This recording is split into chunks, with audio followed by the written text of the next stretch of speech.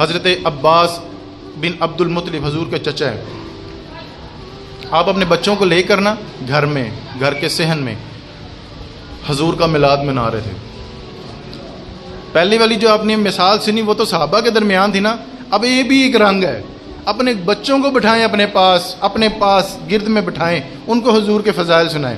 حضرت عباس بن عبد المطلب فرماتے ہیں کہ میں گھر میں تھا, اپنے بچوں کو لے کر کے بیٹھا تھا, تو میں حضور کے فضائل بتا رہا تھا کہ حضور اس طرح سے تشریف لے کے آئے, حضور کے والدین کی یہ عظمتیں ہیں, حضور اس طرح سے سچ بولا کرتے ہیں, حضور جب اس طرح سے وعدہ کرتے ہیں تو اس طرح سے اس کو پورا کرتے ہیں. یہ فضائل شمائل سنا رہے تھے. اتنے میں نا مدینے والے محبوب کا اس گھر کے سامنے سے گزر ہوا, یعنی حضور تشریف لے آئے.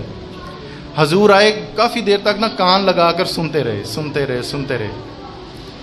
تو جب بات ختم ہوئی نا حضرت عباس بن عبد المطلب کی, بڑی توجہ طلب بات ہے, آپ نے بڑے محبتوں سے سننی ہے. جب بات ختم ہوئی تو حضور نے دروازے کو دستک دی. ان کے چچا جب باہر آئے نا, تو جب دیکھا تو حیران ہی رہ گئے کہ جن محبوب کی ہم باتیں کر رہے تھے وہ میرے کاشانہ اقدس پہ کھڑے ہوئے ہیں. ساری اللہ کی رحمتیں تو میرے دروازے پر آ کر کھڑی ہو گئیں.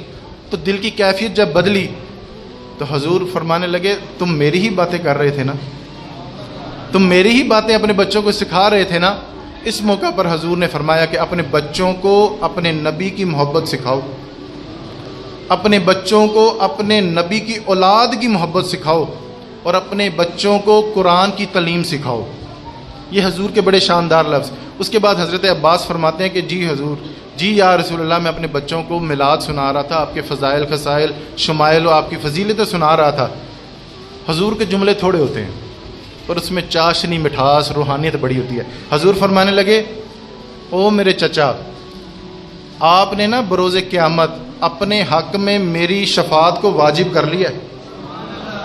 آپ نے میرا میلاد منایا ہے, میں بروز قیامت اب آپ کی شفاعت کروں گا.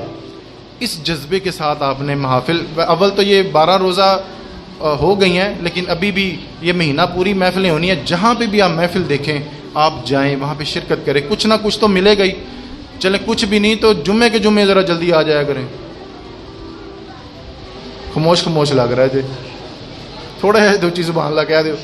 اب دیکھیں نا, آپ جلدی آئیں گے. ہم نے یہاں پر حضور کے فضائل بیان کیے, حضور کے شمائل بیان کیے, تو چلو کم سے کم حضرت صاحب ایک آیت کا تو ترجمہ ہمیں سنائیں گے ہی, حضور کی کچھ تفاسیر تو ہمیں سنائیں گے ہی.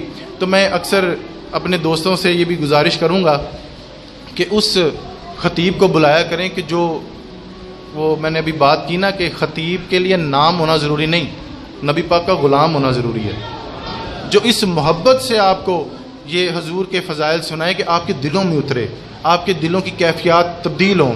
اب ہمارے کرنے کا کام یہ ہے کہ سارا مہینہ ہی میلاد کا ہے, تو صبح اٹھیں بھی تو نعت سنیں, رات کو سوتے وقت بھی نعت ہی سنیں, سارا دن کام کاج کریں مگر زبان پر درود و سلام کے نغمے ہی جاری رہیں. انشاءاللہ تعالیٰ آپ کام کرتے جائیں گے, اللہ تعالیٰ آپ کو روزی دیتا ہی جائے گا, لیکن اس روزی میں جو برکت ہوگی نا آپ تصور بھی نہیں کر سکتے. یہ درود و سلام کی اتنی برکتیں ہیں کہ آپ کی جو روزی میں برکت ہوگی نا, آپ خود سوچیں گے یا اللہ پاک اتنا تو میں نے سوچا بھی نہیں تھا جتنا مجھے عطا کر دیا گیا, اتنا مجھے عطا کر دیا گیا.